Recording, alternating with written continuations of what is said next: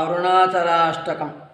ॐ दर्शनादभ्रसदसि जननात् कमलालये काश्यान्तु मरणान्मुक्तिस्मरणादरुणाचले करुणापूरितापाङ्गं शरणागतवत्सलं तरुणेन्दुजटामौलिं स्मरणादरुणाचलं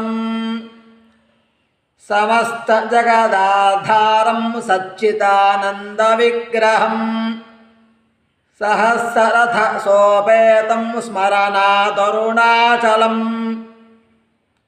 काञ्चनप्रतिमाभासं वाञ्छितार्थफलप्रदं मान्तरक्षसुराध्यक्षं स्मरणादरुणाचलं बद्धचन्द्र